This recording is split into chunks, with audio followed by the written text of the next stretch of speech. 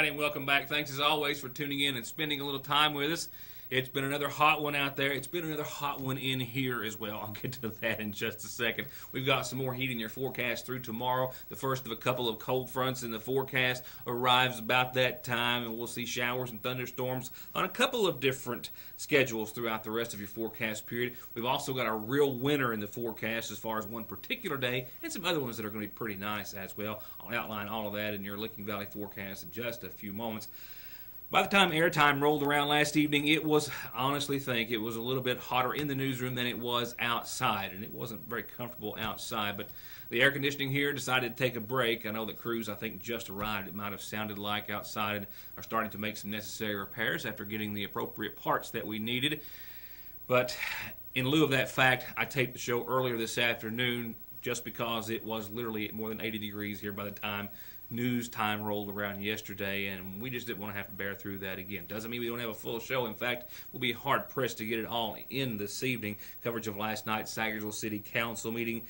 A lot of things discussed that will shape the way the city conducts business in regards to the new ABC laws, the Ethics Commission appointments which were made and going to have to be changed, a payroll tax ordinance when those taxes will be submitted to the city of Saggersville, also some employment opportunities for local fire and police personnel, an outline of Heritage Days, formerly known as Founders Day for more than 30 years, and a discussion on how they're going to pursue collecting some delinquent taxes. All that and much more coming up in coverage of that meeting, as well as coverage of the gambles of Magoffin County, Ruth and Kenneth Lee, who were set to formally change their plea from not guilty to guilty before a federal judge in Frankfort earlier today in regards to the case that they are charged alongside Morgan County Judge Executive Tim Connolly for fraud and other illegal acts.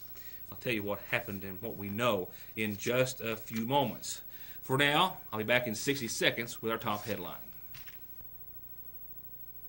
Hey everybody, join us at Saggersville Nursing and Rehabilitation Center in wishing your family and ours a very happy birthday this month of July. Birthday, happy birthday to you. Happy birthday to you. Happy birthday to you. Happy birthday, happy birthday, happy birthday to you. At the end of every race, Mark Martin hangs up his driving lights. He hangs up his fire suit. And he hangs up his helmet. Which is when he picks up his phone and opens the ER Extra app. The app shows ER Extra wait times, locations, and more. It's the one safeguard Mark Martin is never without. ER Extra at Paul B. Hall Regional Medical Center. Extra fast, extra easy, extra great. Coverage of last night's regular session of the Saggersville City Council begins with discussions centered around new ABC laws, which took effect just a little more than a week ago on the 15th of July, in regards to how those taxes on alcoholic beverage will be collected, deposited, and then spent. As of July 15, the ABC requires that all taxes collected for liquor or alcoholic beverages in the state of Kentucky be placed into a separate account only to be used for police department needs, and that the cities in question must document all alcohol-related arrests. Or other accounts. Mm-hmm. The only things we can pay out of it is police-related, but it won't change the budget in any way. That's not going to be used for uniforms and shoes and tasers and... Yes, it can be used for that. Anything the police officers need. We've got enough of that. I don't think we need any more. I have the law, Yeah. if anyone wants to read it. It would be used for whatever the council approves the bills to be paid with. Right. That's all. Yeah. Well, you need a motion that... I got it. Already done that. Already made you second. So they're expecting to have about $50,000. That's what we collected this past year. Yeah. 48,000. 40%. In the end, all council members voted in favor of amending their ordinance to collect those taxes and then deal with the monies and funds in that manner.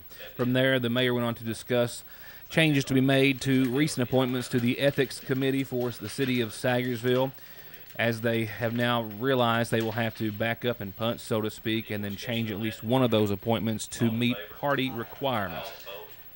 Ordinances and bylaws indicate that they must have so many designees or members of the committee representing each political party. A Republican on the Ethics Committee, and I didn't put a Republican on, we didn't put a, so by the next meeting, if y'all can give me a name for a Republican to put on the Ethics Committee, I'd appreciate it, and we'll go into executive session and see, so try to find a Republican to put on the Ethics Committee, we got to do Well, it. you going, is this the right time to ask, who's taking off? Well, I was gonna talk to one of them because we wanna have probably a tourism slot open up, Okay. so I was gonna maybe put one of them on the tourism, but, they all didn't really want to agree to be on it to start with, so I don't think there'll be a fight to get off of it, so. Almost had to twist the arm. So we'll table that, but you need to come up with some names, and the next time we'll take one off and put one on there. Okay. Amend ordinance on tourism board pertaining to terms of office. As of now, the ordinance for on our tourism board is for 8-year terms. And I just feel like 8 years is a little long for anybody to be on a board, especially if the mayor changes or if the council changes, you know, you want to have people that you want on there or trust. So we was thinking about changing the terms to 4 and stagger them every 2 years of some of them. I think there's five, how many's on it? There's 5 on the board. And,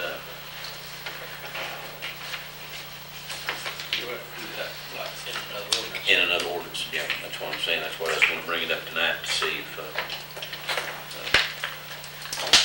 Have you got a copy of the ordinance that it is now? yes, but I think it's not in your packet, I'll get Carla to get everybody a copy of that. It's a one-sheet ordinance, all it does, it says tourism board and 8-year terms. Have you read that? Yeah. And also, I'd like for y'all to think about too on this. In other cities, most other cities now, what they're doing is they're earmarking so much of the tourism money to go to the city, for the city to use for tourism, and then the rest of it's used for the tourism committee just specifically for tourism projects, say like the amphitheater or something like that. Whereas we do a lot of it with the park and stuff like that, and we can take money out of that. They just go ahead and give us that money so we can go ahead and take care of the park, cleaning the streets and all that, and then they've got their lump sum to go ahead and have, like, I know Somerset has like 60-40, 60% goes to the city, 40% goes to stays in the tourism account. It all goes in the tourism account to start with, but then it's all put out, and then the city has to go back and say, well, show what they use for it in tourism. And it's like I say, if you don't do that, what the tourism board is gonna be doing is writing a whole bunch of checks for every little thing coming and going. They're going to have to come before the council to do it all like that. So, and I think the council ought to have preview over something, especially with the park and stuff that we do every day anyway. It's an everyday thing. So, but I'll get the ordinance to everybody next time we'll look at it, and y'all can think about it and see what you think. The tourism tax fund for the city of Saggersville, according to remarks made by Mayor Shepherd last night, indicate that they have collected $177,000 to date this year for the tourism tax. More council coverage after these messages. Have you ever noticed how many insurance commercials and advertisements are on television nowadays? You can't watch your favorite program without seeing a little pig or green lizard trying to sell you insurance and get your money for their premiums. But let me ask you this. If you have been in a serious wreck, do you really think that you are in good hands of the insurance companies when you have lost wages, medical bills, and pain and suffering from your head to your toes? The answer is no. If you want to truly be in good hands, give me a call. I'm attorney Donald Wayne McFarland. Let me put my 20 years of experience in working to protect the rights of injured people to work for you. 349-9000. Wheel alignments, oil changes, brakes, suspension work, and tires. Thousands of tires by all the major manufacturers, all in stock and at incomparable prices. All backed with 33 years of service and experience, the area's largest tire selection, and 6 months no interest at Conley's in Paintsville. You can be playing, relaxing, and enjoying your brand new lifestyle in just days with one call to Baker's Pool Supply. Over 38 years of professional installation at affordable prices on above ground and in-ground swimming pools. Or if you're ready to open your pool for the season, you need a new liner, a solar cover, some parts, or the best in BioGuard chemicals or salts, Baker's is your full-service answer, serving all of Kentucky and surrounding states with complete satisfaction. And they offer financing. 800-633-7102 or bakerspoolsupply.com. Frito Rocks is more than just gravel. They've got mulch in red, brown, and black, river rock in 4 different sizes, new rainbow rock for an entirely new landscape feature, metal and double wall plastic pipe, masonry sand, and rock, every size from DGA to 57s to class 2 and 3. And they have delivery and excavation and dozer services. And special hours Monday through Friday, 4:30 till 9 p.m. and Saturdays 9 till 4. For orders, call Frito Rocks on Route 7 at 496-7776. Satisfy your hunger and get a great deal on some famous home cooking at your Saggersville Lee's Famous Recipe, where we started the under $5 daily specials. On Wednesdays, it's our 3-piece dinners, famous crispy or roast, any way you like it. Get a leg, thigh, and a wing, 2 sides, and a biscuit for only $4.99 or $3.99 after 4 o'clock, and you can get a breast, thigh, and a leg for just $1 more. All at where we cater, gatherings big or small, your Saggersville Lee's. Back to Saggersville City Council coverage from last evening. Discussion centered around the payroll tax ordinance and making changes to it. The city of Saggersville has historically collected payroll taxes from businesses that reside in the city limits of Saggersville on a quarterly basis. Mayor Shepherd described to the council last evening that it often puts the city behind the 8 ball, so to speak, in regards to having funds to cover expenses, and that collecting them on a monthly basis, as do other city and local governments, would improve those operations. On the payroll tax ordinance, the proposal to change from quarterly reports and payment to monthly reports. What happens is everything we have comes in quarterly and everything comes in monthly. So a lot of times at the end of the quarter, we're running short of money because we run 3 months behind, really, okay? West Liberty does theirs quarterly. Most other cities do. West Liberty does theirs monthly, and most other cities do theirs monthly. That gives us a constant cash flow coming in each month for insurance, all that stuff, and we wouldn't run short then because it'd amount to about 20-some thousand each month coming in instead of just getting the whole lump sum at the end of the quarter. And we're wanting to change the ordinance to maybe just go ahead and start taking it in monthly. That gives us a constant cash flow, and then we're not struggling at the end of the quarter to try to come up with money to pay insurance and payroll and things like that, and they have to take care of that. So I think that's a great idea. That's the ordinance is worth having this day. City Council discussed letting City Attorney Jeffrey Lovely draw up the amendment to the ordinance, and that will be able to be presented before the council next meeting. If approved, it will then require 2 readings before enacted into law and local government. The Montgomery County Board of Education said Mayor Pete Shepherd had inquired with the city about having employees who may be interested in working on a part-time basis for or throughout the construction of the Montgomery County High School on a security guard type basis for the new school site. Mayor Shepherd says that several individuals working within the city of Saggersville, fire or police personnel, had already expressed interest in the extra time and money. Proposed contract with the Board of Education for the city to provide guard service to the construction side of the new school. Our police officers have been kind of going by up there and looking at that, but the school board doesn't want to hire a contractor from out of the county to come in. And we've got some police officers and some city workers that wants to get a little extra time. And they will pay us, and they'll pay the city, which in our contract, we call for them to pay the city $11 an hour for our contract workers, and then we pay them $9, so the city would make $2 an hour on each worker we got per hour. I got a question. Yeah. How about the benefits now? See, that's going to run. I talked with the lawyer with the League of Cities, and she said it'd just be, if we just set up this contract, give them a 1090, and then they'll get that over so many hours a month, that we could do it that way. And I've got enough people wanting to work that we can rotate them around where that wouldn't be a problem. If we had to give them benefits, we couldn't do it.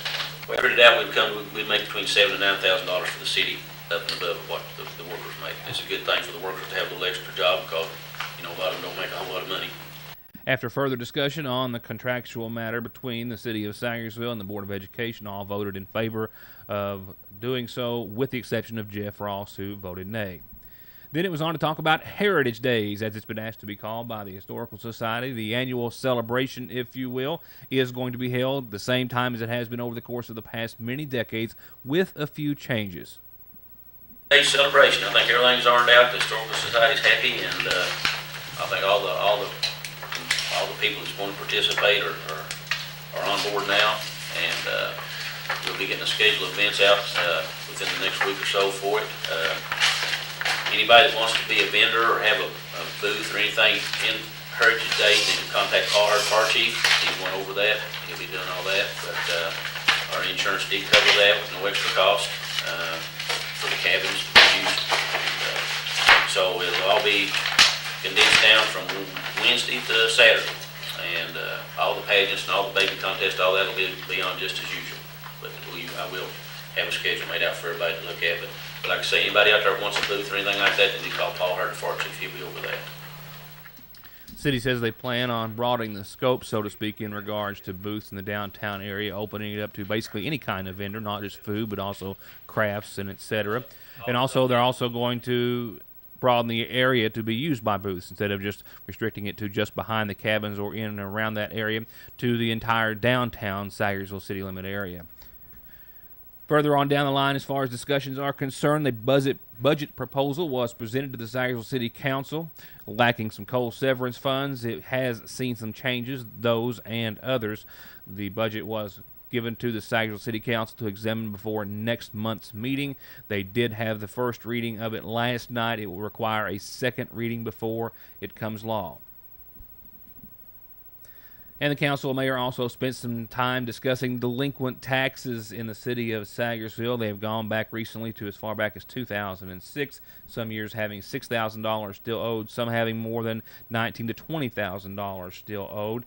They are going to discuss it further and how to possibly pursue collecting those delinquent taxes as far as advertising them locally or selling them to an outside company, several of which have expressed interest in purchasing those bills.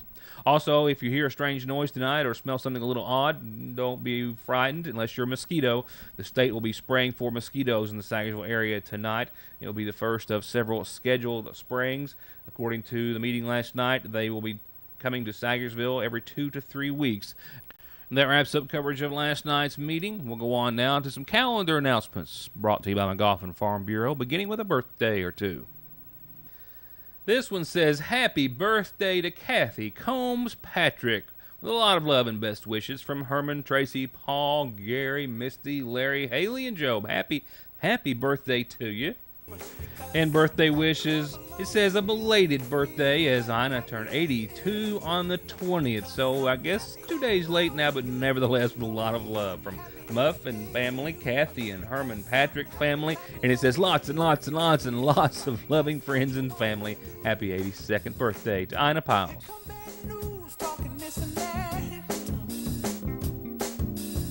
We've got a viewer who has lost a little white Maltese dog in the Elk Creek area. The pet's been gone a couple of weeks. Now, he wandered off for about a week some time back, but it's a little long this time, and they're very worried. He requires special food for some health conditions. If you've seen a little animal in the Elk Creek area, maybe a little farther out by now, call 349-1064, a little white Maltese. A food box distribution tomorrow, as they often do at the Water into Wine Food Pantry over at the Lakefront Church of God on Middle Fork, 8:30 till 3. And tomorrow, a representative from the Marquis Cancer Center is going to be there on hand with colon cancer screenings. These are kits you take home, do yourself, mail them in, and then get your results. They're free, and it can't be any easier than that. Colon cancer, one of the biggest causes of death in the cancer world. And you can get a free cancer screening kit tomorrow from the Marquis Cancer Center over at the Water into Wine Food Pantry on Middle Fork, the Lakefront Church of God, the old Middle Fork Elementary School. And the McGoffin County-wide cleanup is ongoing. This week wraps it up, and it's this week only for residents of District 3 in McGoffin County. Other announcements this Tuesday, the 22nd day of July, include those. As I get my papers in order, can you tell I'm stalling? The Saggersville High School class of 1957 is having their reunion coming up on Saturday. It's 4 to 8 o'clock, right in downtown Saggersville in the Saggersville Renaissance Building. It's just $15 per person, and if you're interested, you can call classmates at 349-3716. That's Emily Gardner-Russell, and then 349-2226 will get you in touch with Barbara Crace Arnett. The class of 57, their class reunion this Saturday, 4 to 8 at the Saggersville Renaissance Program in downtown Saggersville in the old SMV building. It's just $15 per classmate. And and there is always room for someone to become a foster parent or an adoptive parent. To find out how you can change the life of a child and yourself for the better, call 349-3123 or 788-7100. And call me here at the newsroom anytime you've got a calendar announcement. You can also send them to P.O. Box 1443 in Saggersville. Our phone is 3699, fax is 3221. Your news today at yahoo.com and Facebook at Ritter Mortimer. We'll also get it here. Here's tonight's funeral services, as brought to you by the McGoffin County Funeral Home. 75-year-old Clarence Williams of Royalton passed away on today's date at his home. Funeral arrangements are still being made and to be announced at this time. The McGoffin County Funeral Home is in charge of arrangements. We'll have those for you just as soon as they are put together. Once again, in honor of 75-year-old Clarence Williams of Royalton.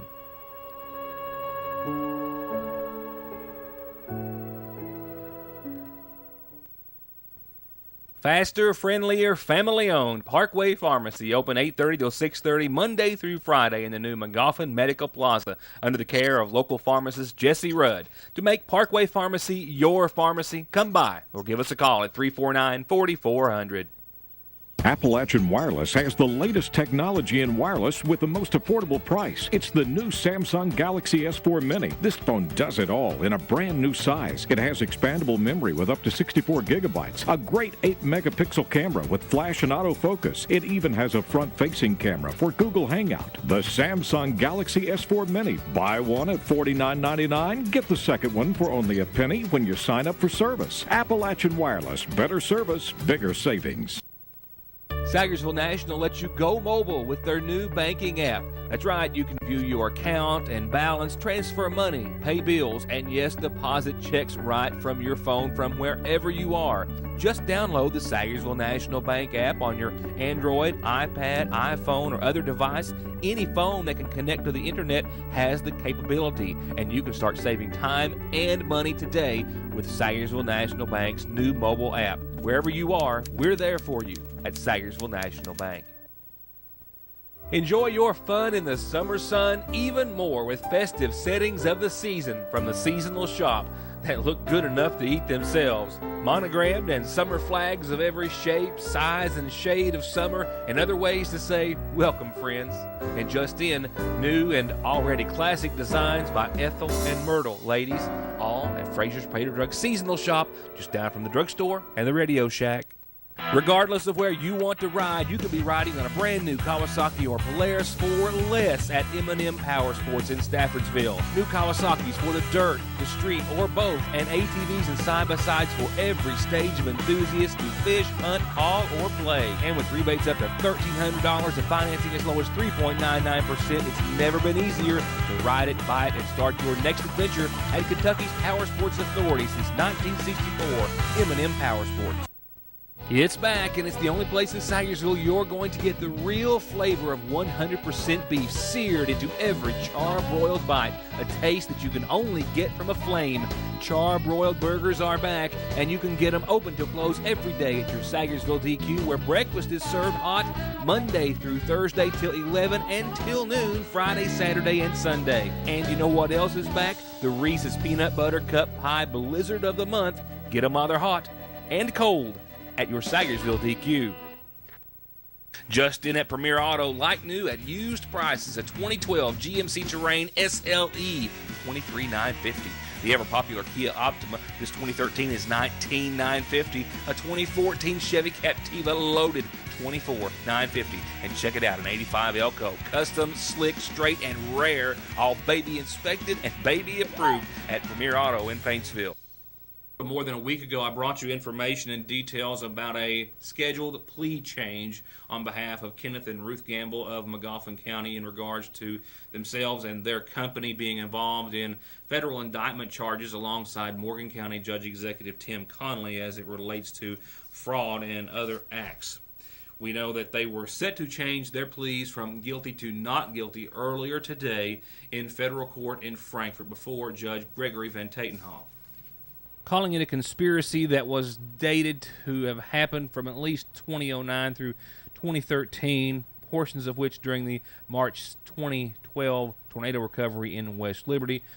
Officials formally indicted Tim Conley, the judge of Morgan County, as well as the Gambles of Saggersville, for a conspiracy they say that had gone on several different occasions, basically where Conley would identify certain projects, bids would be submitted on behalf of the Gambles. Conley would often, in private, alter those bids to make sure that they were the lowest to be submitted for bridge, other construction efforts. And then, in effect, personal effects of value, often cash, would be funneled from the Gambles through their company to Conley for his efforts in seeing that they got the jobs, which totaled more than $1.1 million throughout that time frame. As for each of the three individuals, several counts, 6 in all, counts 1 through 4 carried a penalty of not more than 20 years in prison and a $250,000 fine. On count 5, no more than 10 years in prison and a $250,000 fine. And on the count 6 of the indictment, no more than 20 years of imprisonment, this is per count, and a $500,000 fine, or twice the value of the property that was said to have been involved. In addition to the penalties of jail time that I just outlined, the indictment also sought on behalf of federal authorities reimbursement of $7,000 in U.S. currency, $3,000 in U.S. currency, $1,000 in U.S. currency, funds on deposit within the First National Bank of Grayson in the name of Tim Conley, and then funds on deposit in Saggersville under the name of PBT HNOJJ Construction, the company owned by the Gambles, as well as a judgment representing $1.1 million in funds which were used fraudulently or collected fraudulently throughout the process that was orchestrated through and by Conley and the Gambles. The latter of which, Kenneth and Ruth Gamble, were set to formally change their plea before Judge Van Tatenhove at 1:30 this afternoon. I have confirmed with a clerk from the court, the federal court in Frankfort, that the hearing did take place as scheduled, but as of airtime, she had still not received the minutes back into the office. We can only at this time tell you what was expected, and that was that they were to enter pleas of guilty earlier today in exchange for plea agreements made for their testimony against Conley. I'll have a complete outline of exactly what transpired in court earlier today on tomorrow's program.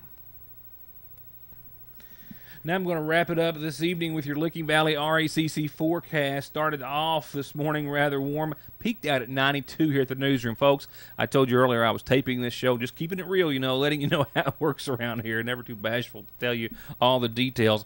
But it is, upon recording this show, which I did earlier this afternoon, 92 degrees outside and holding, and it's 87 degrees here inside the newsroom with all of this equipment in front of me and without any air conditioning, which they will have up and running by this evening, I am told. But that is the reason that I did tape earlier, because in another 2 hours or 3 from now, it was going to be even worse.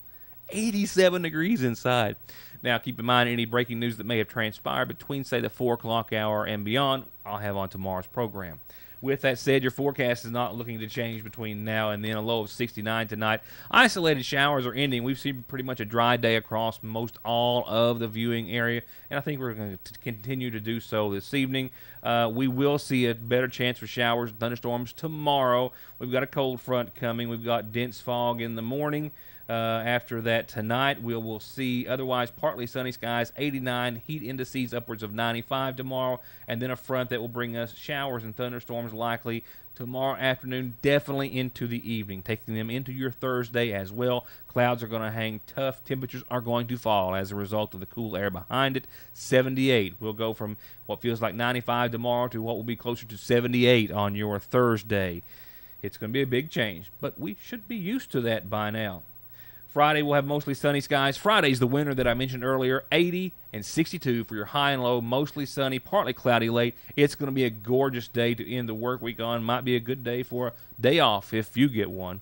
Saturday, over the course of the weekend, things are back to warming up, more summer-like temperatures, mid-80s, more sunshine, and that threat of showers and thunderstorms works its way back into the forecast. We'll see the 80s Saturday, Sunday, into your Monday, and then we'll take another lick in the head, so to speak, as far as temperatures are concerned, and another front that's going to make them just a bit cooler, another chance for another more significant chance, I should say, of showers and thunderstorms next week. But like I said, this pattern is here. It's not going anywhere. It's going to continue to roll right on, I believe, all the way through August. and who knows thereafter. But for now,